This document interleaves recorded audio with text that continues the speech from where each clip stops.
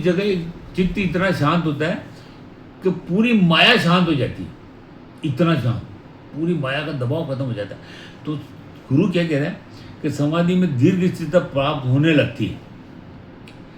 स्थिरता आज ये साल भर पहले जैसे मान लो उदाहरण बता रहे हैं, आधे घंटे लगती, तो आपकी धीरे धीरे 45 मिनट लगेगी, 48 मिनट लगेगी, फिर 1 घंटा लगेगी। 48 मिनट का है, शुरू में 48 घंटे तक, 48 मिनट तक, बहुत टाइम तक ये स्थिरता बनी रहती है। फिर ये उस पड़ाव से आगे बढ़ती है, तो स्थिरता प्राप्त होने की। और यदि वह इस स्थिरता को साधक अनुरागी अर्जुन इस स्थिरता को 3 घंटे बनाए रखने में प्रयास करते हुए पहुंच गया, हो जाती है। 1 घंटा लगती है, 1.25 घंटे, 1.5 घंटा, 2 घंटा, कभी कम लगती, ज़्यादा लगती, मगर ये उसी ओर गमन करती रहती, अपने मूल की तरफ गमन करती रहती निरंतर, क्योंकि ये निरंतर करना है। अभ्यास और वैराग्य, अभ्यास निरंतर होता है, जब भी अभ्यास कहलाता है। आप 10 दिन छोड़ दो, 15 दिन कर लो, 10 दिन छोड़ दो, वो अभ्यास कहलाता नहीं है। अभ्यास का मतलब होता है निरंतर, लगातार।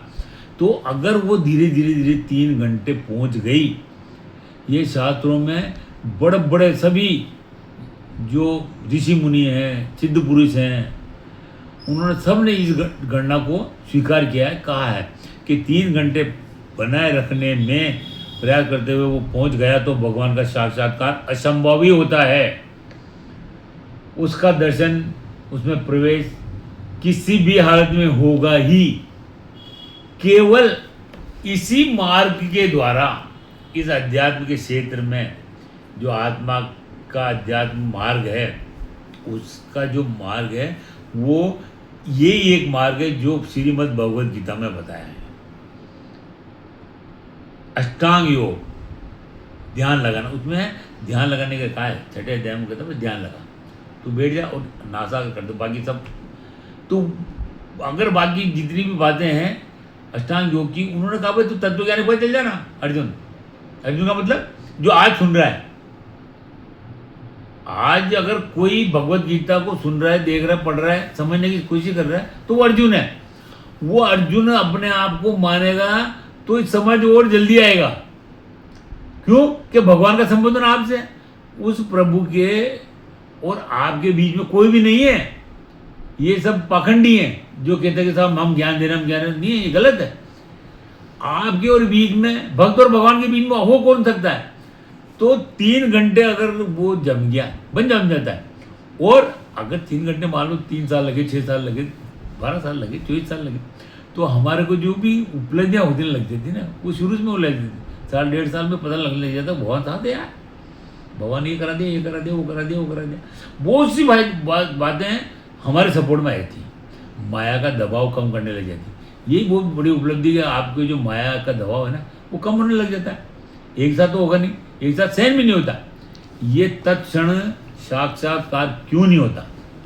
तत्क्षण भी हो सकता है, ओशो ने भी कहा ये बात, औरों ने भी कहा, कई तत्क्षण भी होता है। वो क्यों नहीं होता? कि ये आत्मा उसको स्वीकार नहीं कर सकती एकदम। ये आत्मा इस माया में उत्पोत है, एकदम माया छूटती नहीं, कोई ऐसा विधान ही नहीं है।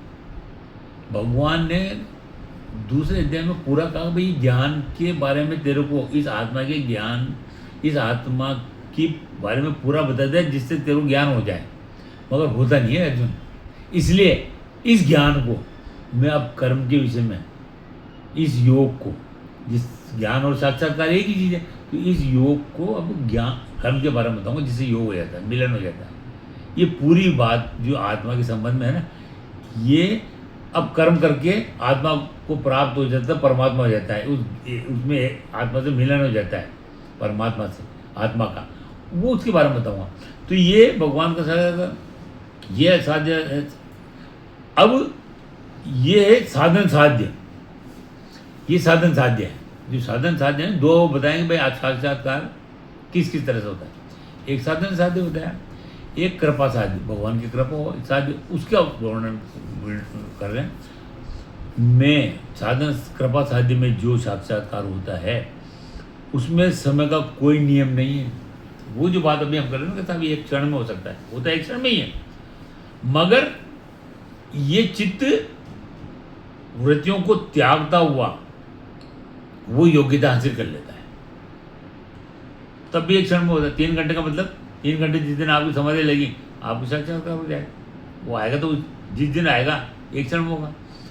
तो ये कह रहे हैं कि जो साक्षात्कार होता है उसमें समय, इसमें कृपा होगी तो साक्षात्कार होगा ना, मगर उसके लिए योग्यता अनन्य भक्ति वो होती नहीं ना।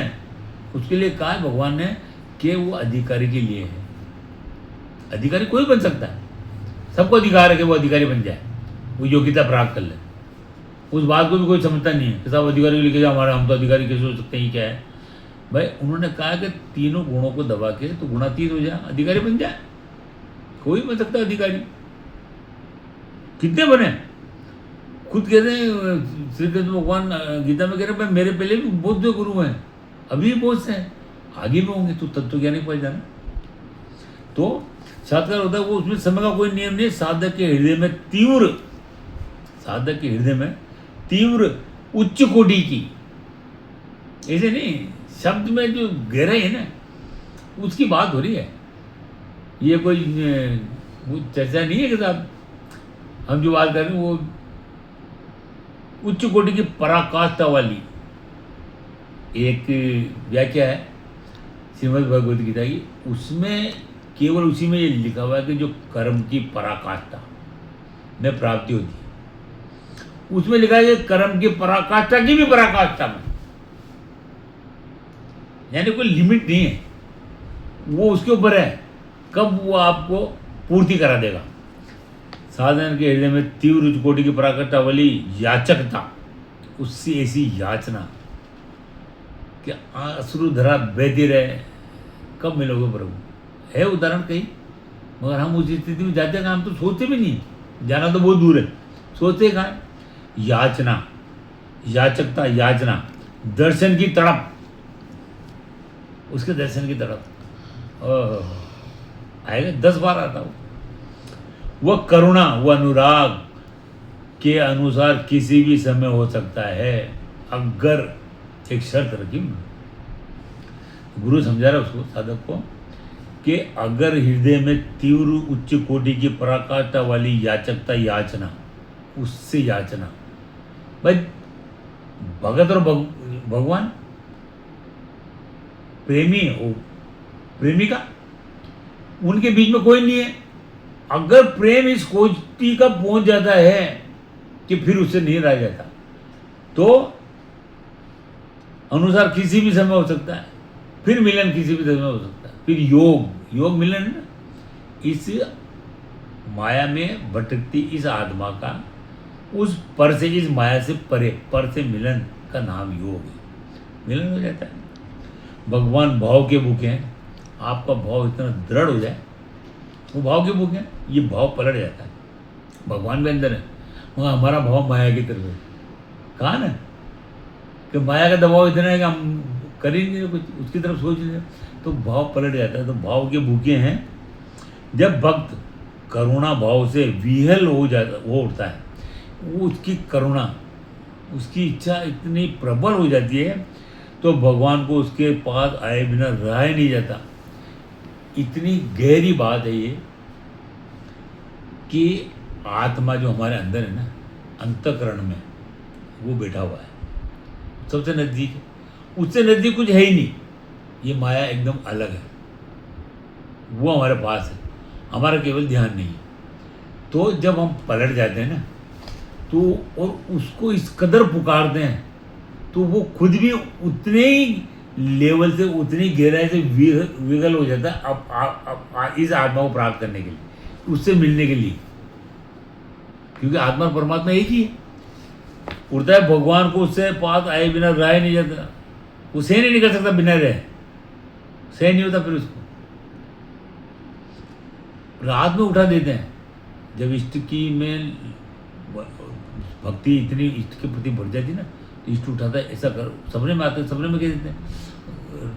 दिन में किसी भी प्रकरण में कोई बात अपने आप आ जाएगी, आप सोच भी नहीं सकते कि यार ये आई कैसे, और आपको उत्तर मिल जाएगा, जवाब मिल जाएगा, आपका काम हो जाएगा।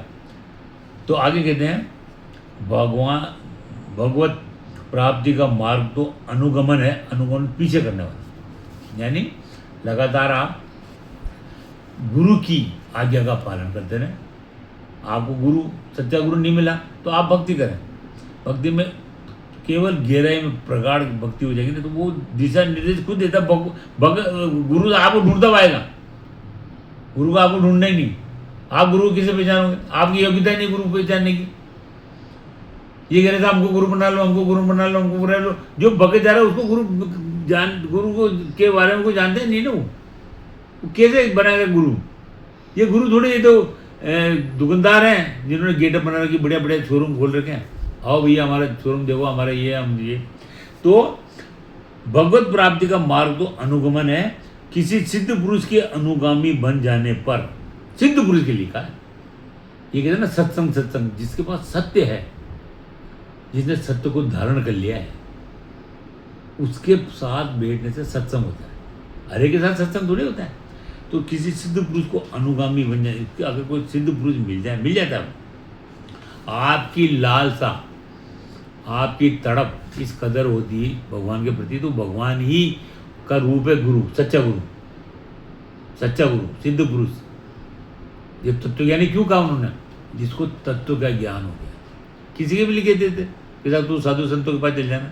साधु संतों के लिए नहीं कहा, भगवान श्री कृष्ण ने अर्जुन से कहा कि तू तत्वज्ञानी के पास जाना।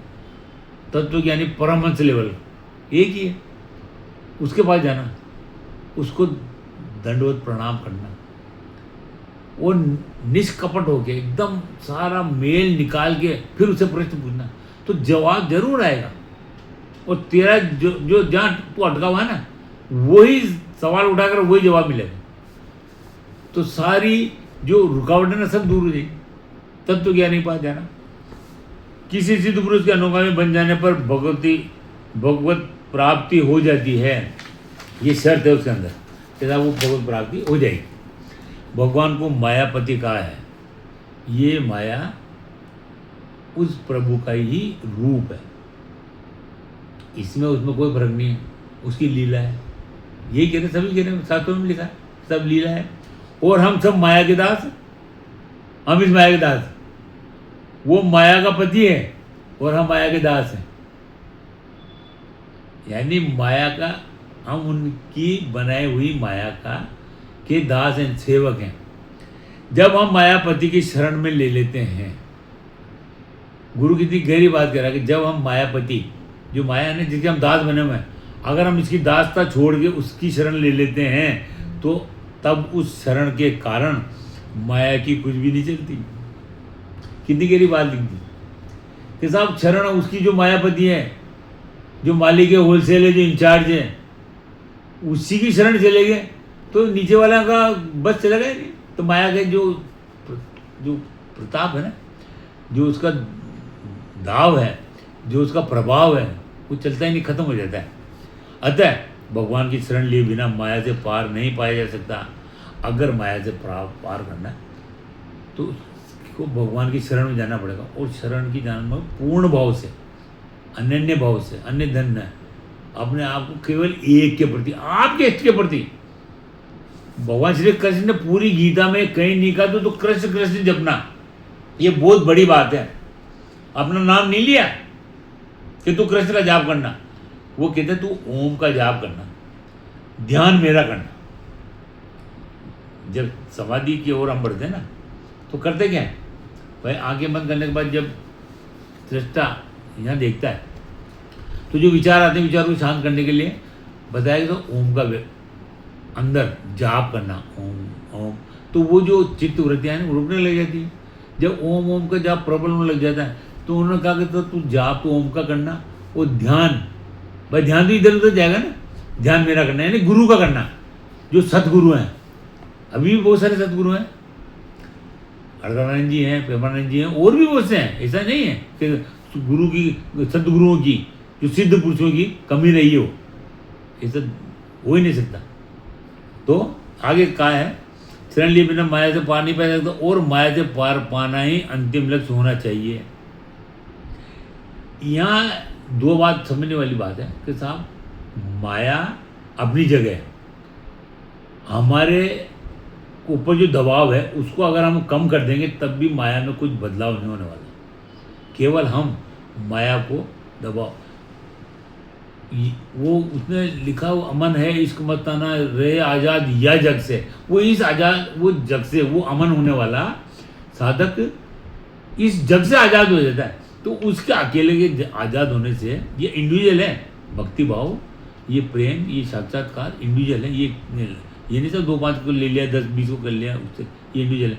तो वो खुद आज़ाद होने यानी कि मतलब माया का दबाव अगर साधक के अंतःकरण में खत्म हो गया तो माया में कुछ फेरबदल नहीं होता। माया अपनी जगह वैसे ही बदस्तूर है, उसका ना आदि है ना अंत है, वो अपने हिसाब से चल रही है, उसको नियम है, वो चलती रहेगी। तो हम साधक को कभी भी उसकी चिंता नहीं करनी चाहिए साहब माया को दब जाएगी, मेरा खत्म हो जाता है। जो जिसके प्रति मेरा है ना वो वही है, हर चीज़ अपनी जगह है। तो बिना माया से पार नहीं पाया सकता और माया से पार पाना ही अंतिम लक्ष्य होना चाहिए। और यह प्रेम भक्ति और इष्ट की आराधना के द्वारा ही पाया जा सकता है। वो पहले कह दिया, उसकी व्याख्या भगवान कर दी। ये प्रेम भक्ति इष्ट की आराधना में असंतोष तब तक बना रहता है, यानी प्राप्ति नहीं होती तब तक असंतोष बना रहता है। किसमें? प्रेम में भी, भक्ति में भी, इष्ट में भी। अभी नहीं यार, अभी कमी रहेगी, और करूँ, अभी कमी है, अभी कमी। वो जो असंतोष है ना वो तब तक बना रहता है जब तक भगवान की प्राप्ति नहीं हो जाती। एक बार अगर आपने सत्य मन से उस ईश्वर के प्रति लगन लगा ली तो छूटती नहीं। अगर छूट रही है तो सच्ची लगन नहीं है, सच्ची लगन लगाई नहीं आपने, और सच्ची लगन लगी तो फिर प्रभु उसके भगवान के क्षेत्र में आ गए तो वो छूटेगी नहीं। तो असंतोष बना रहता है जब तक भगवान की प्राप्ति नहीं हो जाती। इसीलिए इसी लगन के होते हुए, इसी लगन प्रेमी भक्त, जो प्रेम सर्वोच्च प्रेम का प्राप्त करने वाला भगत, अंदर उसके अंदर फिर भगत के प्रेमी भगत के अंदर काम क्रोध लोभ मोह ईर्ष्या आदि दोष रहते ही नहीं है। यानी ये दोनों पैरेलल चल रहा है। आपकी इधर भक्ति बढ़ रही है, उधर जो काम क्रोध लोभ मोह जो चार शत्रु जो बताया ना, इसके बाधक इस क्षेत्र में, इस मार्ग में जो बाधक हैं वो रहते नहीं है, अपना आप धीरे धीरे चल जाते हैं। इसी की तो लड़ाई है अंदर, ये युद्ध है अंदर कि हमारी जो इच्छा है ना, वो काम क्रोध लोभ मोह के प्रति मोह जो हमारा है वो सब इन्हीं के प्रति, माया के प्रति, वो सब रहते खत्म हो जाते हैं। दो रहते नहीं है और वो प्रेम में मगन रहता है, फिर वो प्रेम में मगन रहता है। प्रेम को दूसरा नाम ईश्वर है, प्रभु है, परमात्मा है। भक्ति का फल है प्रेम। इसीलिए कहा है कि भक्ति का जो फल मिलता है ना वो प्रेम। अमन है इश्क मस्ताना, इश्क प्रेम, वो भी मस्ताना के लेवल पर मस्त हो जाता, वो मगन हो जाता। किसके अंदर? उसके अंदर, उस परमात्मा के अंदर उसको प्राप्त कर लेता है। वो प्रेम का जो स्वरूप है वह अवर्चनीय है। जो प्रेम वो प्राप्त करता है ना उसका वर्णन नहीं किया जा सकता, अवर्चनीय है वो। वह मन वाणी का विषय नहीं है। इसीलिए वो कहते हैं कि वो मन वाणी का विषय नहीं कि साहब आपको बता देगा, ऐसा कर देगा, ऐसा कर देगा। भक्ति की महिमा की पराकाष्ठा का वर्णन करते हुए गुरु कहता है कि भगवान की स्वयं में किसी प्रकार की इच्छा नहीं होती। भगवान श्री कृष्ण कहते हैं श्रीमद् भगवद गीता में, न मैं करता हूँ न कराता हूँ, नहीं जुगाड़ बिठाता हूँ। यानी जब करता भी नहीं हूँ, कराता भी नहीं हूँ, जुगाड़ में तो इच्छा की नहीं होती। मगर शर्त कितनी गहरी दिखी। परंतु जब भक्त अनन्य प्रेम भक्ति करने लगता है, उसकी भक्ति अनन्य हो जाती है, तो उन्हें भी प्रेम करना पड़ता है। ये प्रेम ऐसा है कि अगर भक्त की भक्ति उस लेवल को, उसके लेवल को टच कर जाएगी तो भगवान को प्रेम करना पड़ेगा भगत से। ये नियम है एक तरह से। इसीलिए कहा है कि भक्त प्रेम में से भगवान को काबू में कर लेता है। उदाहरण, जब कुंवारी कन्या, एक उदाहरण दिया है गुरु ने कि कुंवारी कन्या शादी के बाद अंतःपुर में पति के यहाँ जाती है, अंतःपुर से पति के यहाँ जाती है, अंतःकरण चली जाती, पूरा उसको समर्पित कर देती है। तो वहाँ के सब गुण उसमें अपने आप आ जाते हैं, धीरे धीरे सारे गुणों उसमें वो अपने आप आत्मसात कर लेती है। इसी प्रकार जब अंतर ज्योति, अंतःकरण में एक प्रकाश है, वो साधक को समाधि में दिखता है। उसकी वर्णन बाद में करेंगे। कभी अंतर ज्योति साधना के द्वारा मिल जाती है, अंतर ज्योति मिल जाती है तो भक्त और भगवान का अनुराग मिल जाता है। भगवान का भी अनुराग है भक्त के प्रति और भक्त का अनुराग है भगवान के प्रति, वो दोनों मिल जाते हैं और परिणाम निकल आता है, केवल पद प्राप्त हो जाता है। आगे लिखते हैं कि गुरु आगे कहता है कि सौंदर्य, विश्राम और प्रकाश ये आंतरिक भी होते हैं और बाह्य भी होते हैं। सौंदर्य एक तो प्रभु का, परमात्मा का सौंदर्य, वो कहते हैं मैं दिव्य हूँ, ये जन्म मरण में च दिव्य, मेरा जन्म और मरण दिव्य है। तो उनकी जो दिव्यता है ना, उसके लिए कहते हैं कि सौंदर्य, विश्राम, स्थिरता, जो स्थिरता है ना वो, और प्रकाश, ये तीन चीज़ें आंतरिक भी होती हैं और बाह्य भी होती हैं। किंतु जिन अनुरागियों का आंतरिक सौंदर्य मिल जाता है, जिन अनुरागियों को, भक्त को, प्रभु प्रेमियों को, इष्ट प्रेमियों को जो आंतरिक सौंदर्य मिल जाता है, उसके लिए बाह्य सुंदरता नहीं रहती और भटकाव भी समाप्त हो जाता है।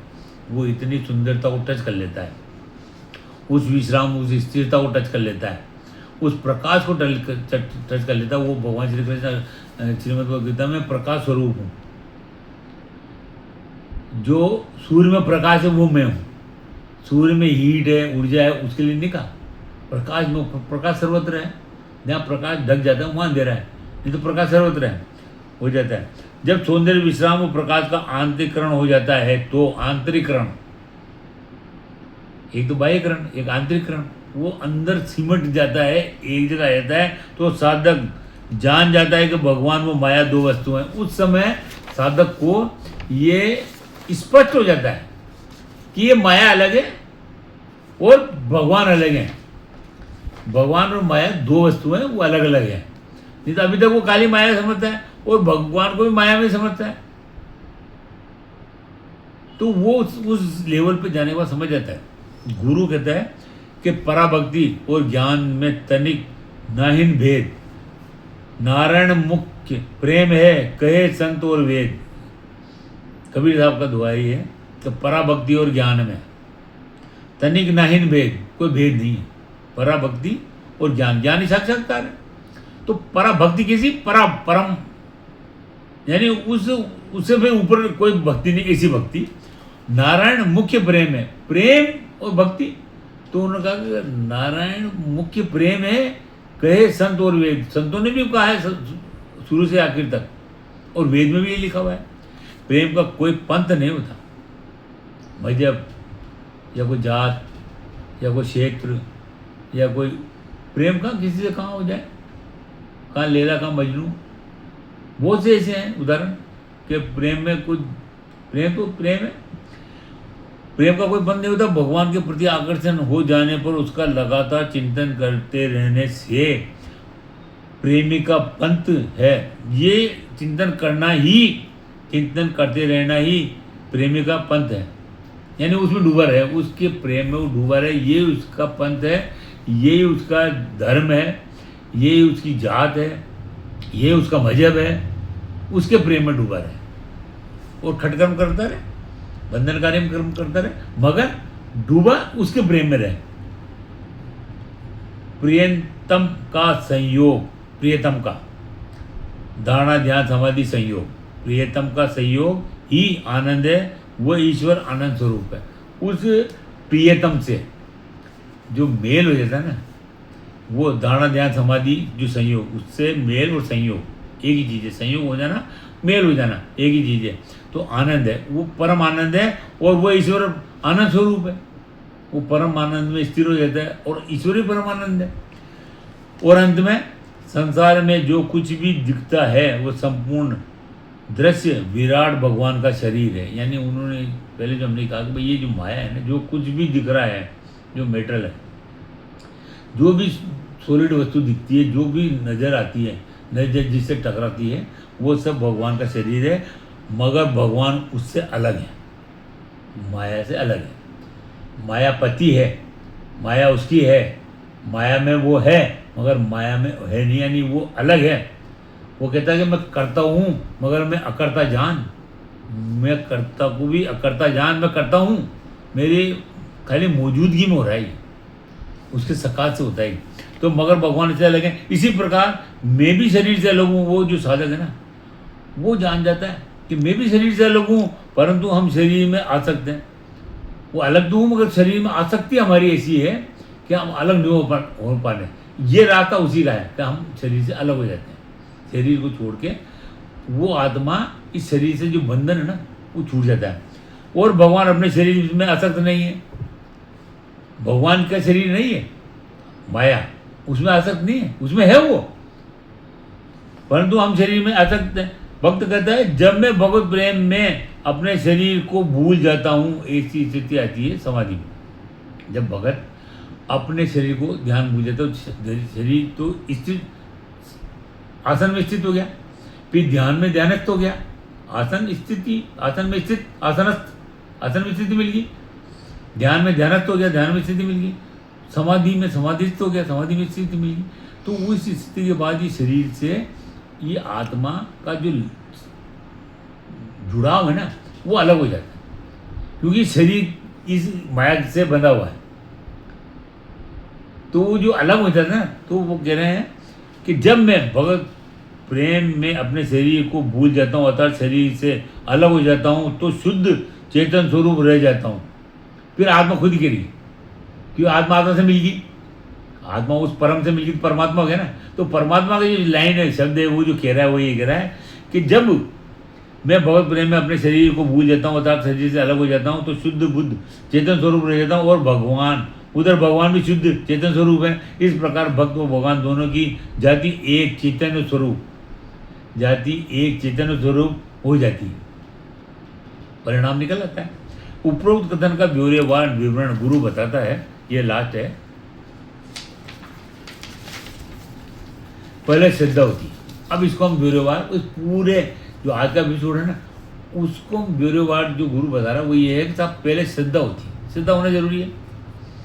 फिर श्रद्धा के कारण ईश्वर में समागम होने लगता है, उसमें मेल होने लगता है, उसको उसकी तरफ बढ़ने लग जाता है। उसको भाई कोई बॉडी तो है ही नहीं, भगवान तो भाव है, उस भाव में समागम होने लगता है। उसके पश्चात भजन संबंधी कर्म, नियतम कर्म, भजन, उसको भजना है। कैसे भजना है? नियतम, निर्धारित किया हुआ कर्म कर, तो भजन चालू हो जाएगा। वो यज्ञ होने लगेगा जिसमें सारी आसुरी संपत्ति स्वा होती है, होने लगते हैं। ऐसा होने से अनर्थ, पाप रूप प्रतिबंध, अनर्थ जितने भी हैं वो पाप रूप प्रतिबंध की निवृत्ति, वो भजन में प्रीति प्रगाढ़ होने लगती है। स्टेप बाय स्टेप है ना वो बता रहे हैं।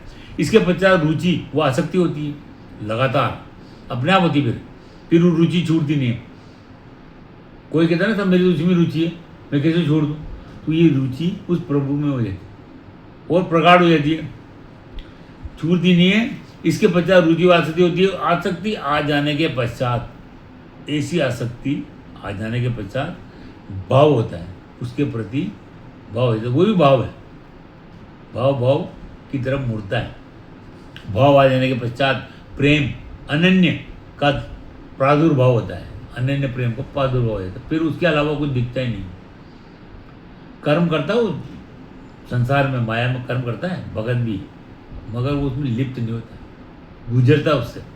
और यही प्रेम का भाव साधक को अपनी मंजिल तक ले जाता है। दृढ़ अनुराग ही भक्त की सिद्ध अवस्था है। उस अनुराग जो अर्जुन के लिए कहा ना, ये अर्जुन अनुराग का प्रतिनिधि है। वो जो अनुराग जो दृढ़, इतना दृढ़ हो जाता है, वही उसकी सिद्ध अवस्था है। ये आज जो हमने व्याख्या की है वो ये कि साहब अनुराग क्या है, और ये दृढ़ अनुरागी सिद्धावस्था उसकी सिद्ध हो जाता, बुद्ध हो जाता वो।